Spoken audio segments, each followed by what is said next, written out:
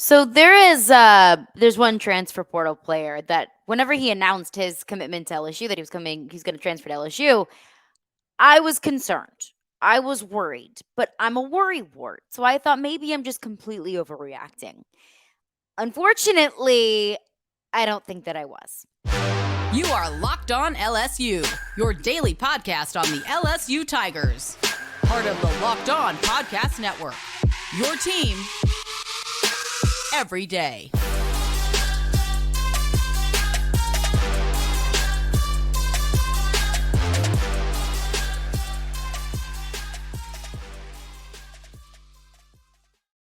Well, thank you for making Locked On LSU your first listen every single day. We are free and available wherever you get your podcasts. Plus, do not forget, we're also on YouTube as well. So you can listen on your preferred podcast platform.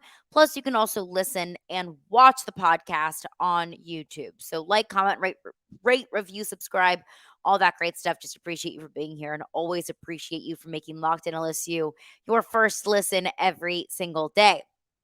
My name is Caroline Fenton. You can follow me on Twitter at Caroline Fenton1. Also, you can follow along with the podcast at Locked On LSU. You can interact with the podcast on either one of those Twitter accounts. And just a reminder, on Wednesday, on tomorrow's episode, we will have our first Mailbag Wednesday of the college football season. So get those questions in for a Mailbag Wednesday. Appreciate everyone that's already sent those questions in. Pumped for it, ready to have it back. It means that football is near, and I'm ready for it, and I am absolutely pumped for it. But with football comes excitement, comes energy, but it also, for some of us, if you're a sports fan like me or a football fan like me, it comes excitement and also worry and anxiety and stress. And I just think that that's just part of being a sports fan. And why we subject ourselves to this, I have no idea. But would I have it any other way? Absolutely not. And there is one source of worry from this LSU football team that really I've kind of felt for quite some time now that's felt heightened over the past couple of days. And that's Denver Harris. Corner transferred in from Texas A&M in the 2023 transfer portal class. To fully understand my worry, let's go all the way back. So Denver Harris was one of the top recruits, period. Not just in the state, not just at his position, but one of the top recruits, period, in the 2022 class. A 5-star cornerback that was recruited from just about every single program in America. Denver Harris was one of those players that if you weren't recruiting him, then what are you doing? So Denver Harris, one of the top recruits in the country, he commits to Texas A&M, and Texas A&M's big, that 2022 class of just like the biggest collection of 5 stars that you could ever even imagine. So Denver Harris early in the 2022 season was suspended for breaking team rules, and what I believe it was reported to be was he was just out past curfew. Silly, dumb, stupid. I'll call it, a freshman mess up. You learn from it. Hey, heads up, we take things seriously here. You got to follow the rules. You're going to be suspended for a game because of it. Okay, fine. I can live with that. Denver Harris serves that 1-game suspension. He comes back for a couple of games. He's starting in those games. And then comes Texas A&M's road game against South Carolina, where Denver Harris and a handful of other players were suspended for what they did in the locker room. And you're more than welcome to go do your research about what they did in the locker room. Was suspended for the rest of the season for what they did in the locker room at South Carolina. And suspended for the rest of the season, very rightfully so. He decides to transfer away from Texas A&M, and he finds his landing spot at LSU. And whenever you get a talent like that that's transferring to your school, I mean, of course, that's met with like cartwheels and toe touches and cheers and excitement. But with a player like this coming in, dealing with some behavioral issues, it also comes with a little bit of an asterisk. But that's one of those things that I'll defer to the coaching staff. They did their interview process, they did their vetting process, they felt confident enough to bring in a player like this of that caliber. So I talked to a friend of mine who's very plugged in within the Texas A&M football department. He was like, look, I wished him nothing but the best. I really do. I want him to succeed, but nothing that I saw from him made me think that he could succeed. And I thought, okay, well, if anyone can do it, I feel like Brian Kelly can do it. So, which brings us, that's the past. It brings us to the present. So, he wasn't at practice the other day. He was not in the team photo. Red flags to me. You're not at practice. Maybe you're banged up. Maybe you're dinged. I hadn't heard of anything that went awry potentially in practice. But if you're not out there at practice, yes, it's a red flag, and yes, it deserves a question. But that combined with not being in the team picture, combined with his history, is a massive red flag. Combined with the fact that Denver Harris was also not out at practice again today. So, I mean, maybe it's fair, maybe it's not, but my initial thought was, what do you do now to get kicked off the team? I mean, you might not think that that's fair, but a track record is a track record. But it was confirmed today that Denver Harris has not been kicked off the team, and for his sake, I'm glad.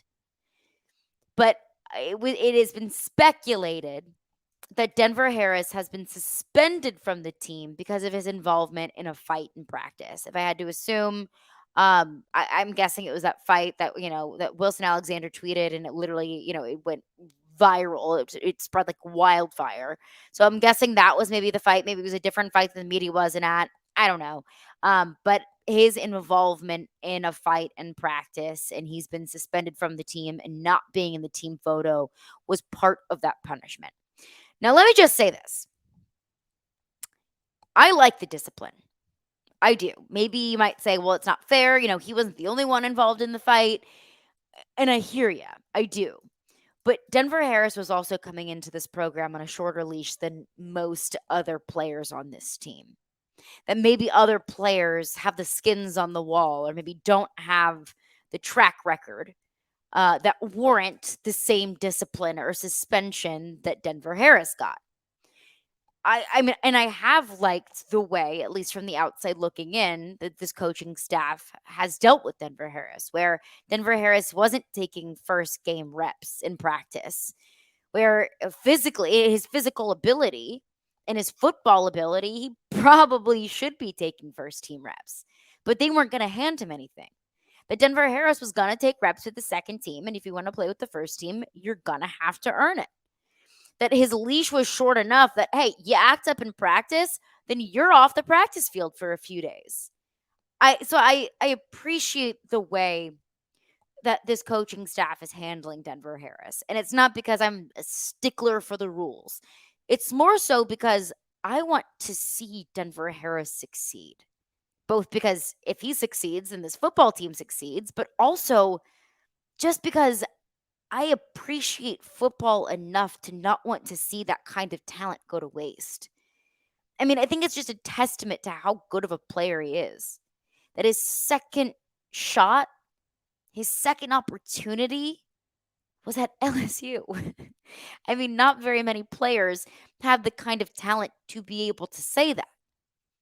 It'd be lost on me to say that,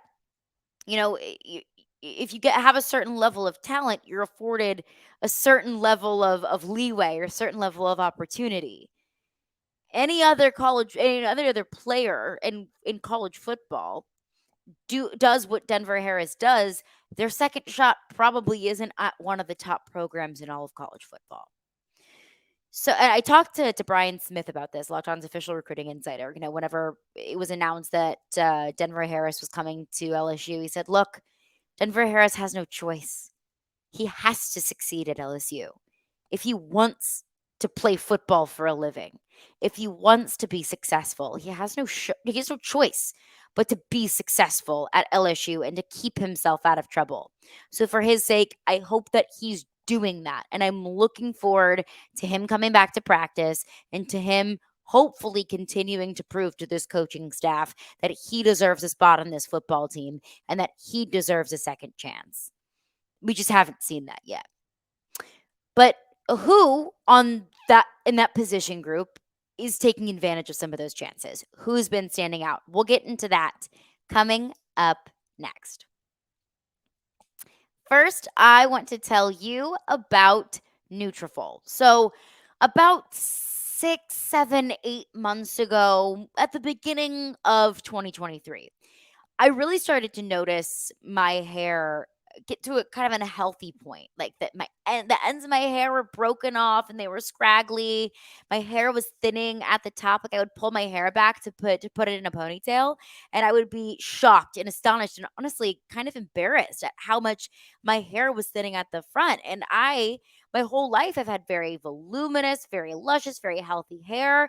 And I was getting to the point where my hair just didn't look that way anymore. And I needed to do something to change it. So that's when I turned to Nutrafol because I wanted to find something that wasn't pumped full of chemicals or things that were bad for me. I didn't want anything that was going to have weird side effects. I just wanted something natural. I wanted something that was proven. I wanted something that doctors approved of. So Nutrafol is the number one dermatologist recommended hair growth supplement clinically shown to improve your hair growth, visible thickness, and visible scalp coverage. So that checked a lot of my boxes that I wanted to grow my hair, I wanted my hair to be thicker, and I also wanted it to be approved by dermatologists and doctors. Because Nutrafol's hair growth supplements, they use physician formulated, natural, science backed ingredients. They have drug free patented technology that provides consistent, reliable results without compromising your sexual health. I mean, nobody wants to take a supplement that makes them feel some type of way or maybe takes away another aspect of their life. Nutrafol supports healthy hair growth from within by targeting root causes of thinning such as stress. I know we've all got plenty of those. Hormones, environment, nutrition, lifestyle, and metabolism through whole body health. So to my men listeners out there, Nutrafol has specifically designed supplements for men, and my female listeners out there, they've also got plenty of options for women as well. I've been taking the female supplements, but I know plenty of my friends have taken the male supplements and they've had wonderful results. So take the first step to visibly thicker and healthier hair. For a limited time, Nutrafol is offering our listeners $10 off your first month subscription and free shipping when you go to Nutrafol.com/men and enter the promo code locked on college, all one word. So find out why over 4,000 healthcare professionals recommend Nutrafol for healthier hair. Nutrafol.com/men, spelled Nutrafol.com/men, and enter promo code locked on college. That's Nutrafol.com/men, promo code locked on college. Well, thanks again for making Locked In LSU your first listen every single day. We are free and available wherever you get your podcasts. Every dayers coming up tomorrow on the podcast. I got some quarterback thoughts, some offense thoughts, what we've heard and seen from training camp. We'll get into that on tomorrow's episode of Locked In LSU. Plus, it's a Mailbag Wednesday, so get those questions in. Training camp questions, LSU questions, SEC questions, all of the above. Everything's on the table. Mailbag Wednesday coming up tomorrow. So, Denver Harris, a no show at practice today, no show at practice the other day, no show in the team picture. He is still on the team, supposedly just serving a suspension for his involvement in a fight in practice. I want to see Denver Harris prove it to me that he wants it bad enough. But there has been another player in that position group in the cornerback room that has been proven that he wants it. And this is a guy that if you turn on a Matt House press conference, if you turn on a press conference, maybe like a Deuce Chestnut or some of the veteran players, whether it's in the secondary or receivers, it's tough to get through an entire interview without hearing a mention of this guy with just glowing words and maybe even met with a smile. And that's Ashton Stamps. And I'm going to be really honest with y'all. That is not a name, nor is that a player that I expected to blossom this much that I would mention him on a podcast for the second time in like a week. But here we are. Ashton Stamps, a true freshman, came in the 2023 class as a 3-star recruit from, I believe he went to Rummel, so local Louisiana kid. I mean, everything that I've heard about him, whether it's from Matt House or whether it's reading practice breakdowns from Wilson Alexander or from Dylan Sanders or whatever it might be, any of the local reporters who have been at practice and producing really wonderful breakdowns and work at practice, there's always a tidbit or a paragraph or a mention of Ashton Stamps doing something good, of Ashton Stamps really breaking out and making his presence known. And I think that's the key. When you're a young guy, maybe coming in and without the same kind of prowess or recognition that a 4 or 5 star player might be. When Javian Toviano takes the field of a 5 star defensive back in this year's class, you take notice because that's a kid that everybody knows his name. That he was well known across recruiting circles around the country. Ashton Stamps didn't come in as that kind of kid. He really had to work to get an offer from LSU. So one, I'm impressed about that. And two, I'm impressed about how he's earned the recognition that he's gotten. And everything that he's needed to do, he's done.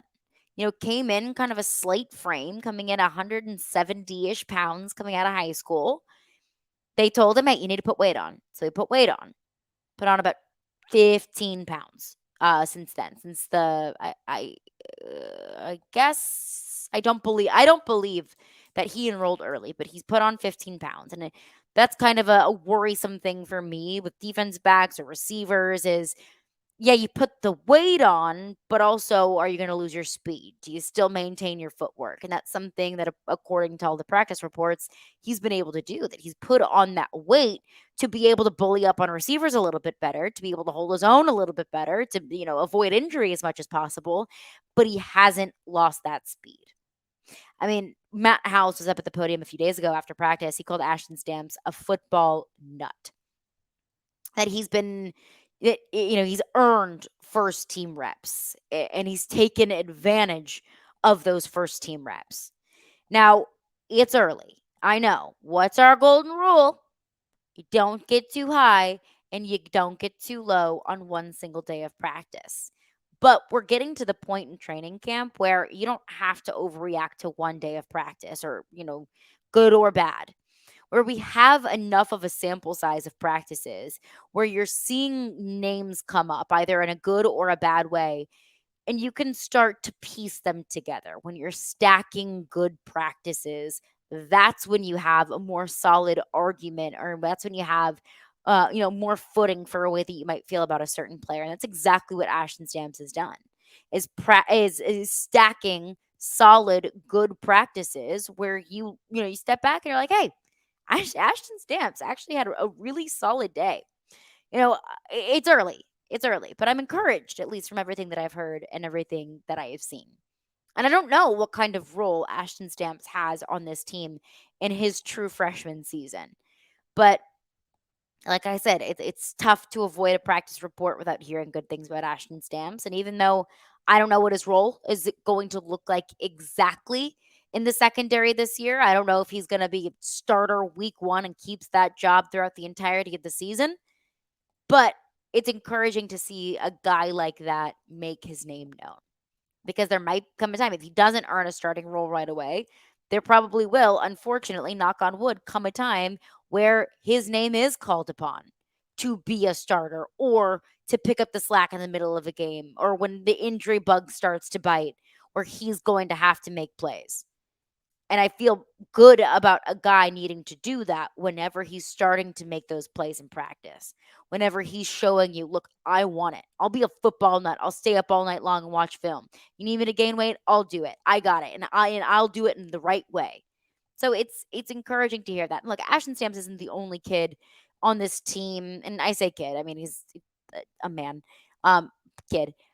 Isn't the only recruit or isn't the only player in this 2023 class that's doing the right things or that's standing out or that's looking good. But it's just one name that I just keep hearing repeatedly and repeatedly and repeatedly, because he wants it and he's doing the right things. I'm encouraged by that. But coming up next, a few more practice notes, some things that I've taken away over the last couple of days. We will get into those coming up next. Well, thanks again for making Locked On LSU your first listen every single day. Mailbag Wednesday coming up tomorrow. Pumped for it. I love answering your questions. Anything's on the table. LSU football related, LSU sports related, SEC football related, the schedule coming up. All of it's on the table. So get those questions in for a Mailbag Wednesday. A couple of practice notes today. A little bit of a switch up at a very key position. So at the Jack linebacker position, Ovia Gufo has been taking majority of the first team reps at that Jack linebacker position. Ovia Gufo, again, a transfer in from Texas. He spent his first couple of years under Brian Kelly at Notre Dame before transferring to Texas and now ultimately to LSU. Now, Ovia Gufo has a, a lot of experience at that position. You know, he's got several years under his belt at the Power 5 level, you know, against high levels of opponents of competition. So that's really, you know, whenever he went into this season with the Jack linebacker position really kind of up in the air, that was my leader in the clubhouse, simply just because one, that's the name that we heard most closely aligned with that position, and two, just simply because of experience. Whenever you're going into a position battle like that, sometimes at the beginning of it, before we really have enough of a sample size to make a fair evaluation, my my first default is, all right, who's got the most experience? You know, who's the leader in the clubhouse because they're the senior in the clubhouse, and that's really why I landed on Ovia Gufo as the leader in the clubhouse. A little bit of a switch up today. Braden Swinson, the transfer from Oregon, was taking snaps, first team snaps at the Jack linebacker position. And from everything that I've heard and read, he looked pretty darn good doing it. He broke up two plays, two drills in practice. And look, here's what I think. Because again, we don't get too high or too low on one single day of practice. I'm not going to get too high on one good day of Braden Swinson at that Jack linebacker position. I'm not going to all of a sudden say that, you know, he is the guy to beat at that position. But what I will take away from that is this seems like a much juicier battle for the Jack linebacker position than I initially had thought. Because I thought that there were several contenders for that position, but ultimately I thought it was going to go to Ovia Gufo, just given, again, the experience. But now it's looking like it could be a lot closer. Now it's looking like it could be a legitimate, juicy, spicy little battle at that position. And I love that. I think I think that's a good thing for this team. And it's at any position. I've talked about it more at the quarterback position when I talk about the quarterback competition between Jaden Daniels and Garrett Nussmeier. And no, I don't say quarterback competition as in like a quarterback battle. I mean quarterback competition in that you've got two really good quarterbacks on your roster and they're constantly going to be pushing one another. I think that this is a positive thing because these two are going to constantly push one another, and whoever else in that room is going to compete for the Jack linebacker position. It's a good thing, especially this time of year when you need to be pushed, when you can see your competition either in your rear view or in front of you, and you have a good baseline for where you stand, and you kind of have a good baseline for where you need to work, and you can't take your foot off the pedal. So I think that's a positive thing, and I'm excited to see how this battle continues to plan out, and excited to see that when Braden Swinson got the opportunity, that you know he really took control of it. Second thing, there was a fight in practice today. I don't care. I'm sorry. I do not care. Broke out between two true freshman offensive and defensive linemen. Um, that's gonna happen. You know, especially when you're in the trenches, especially at offensive line and defensive line. Look, it gets testy. There's a the adrenaline, the testosterone is pumping. You want your team to be passionate. You want your team to get chippy. You want your team and all of your individual players, especially at that position, to to fight for it. Now, look, I'll say the same thing that I said about the big fight that was reported a couple of weeks ago by Wilson Alexander and by the rest of the local Baton Rouge media is look, you want to be competitive to a certain extent. You know, you don't want to cross that line. You don't want to put your teammates in danger. You don't want to do dumb things that hurt the football team. But overall, I mean, what it sounds like from this was, you know, it was an offensive and defensive lineman going up against one another in practice. Maybe one went a little bit too hard. Maybe one went a little bit too long through the whistle. It was a little bit of a, chirping back and forth. It was a little bit of a shoving back and forth, and that was really it. I don't care. It happens all the time in practice. It happens at the college level, it happens at the NFL level, happens at the high school level, it happens at every level in football. It's a competitive game. And it's also hot outside. So I cannot get too worked up about it. That's going to do it for me today. Thank you for making Locked On LSU your first listen every single day. We are free and available wherever you get your podcasts. Every dayers, some quarterback and offense thoughts from practice so far, and a mailbag Wednesday. All of that coming up tomorrow on Locked On LSU.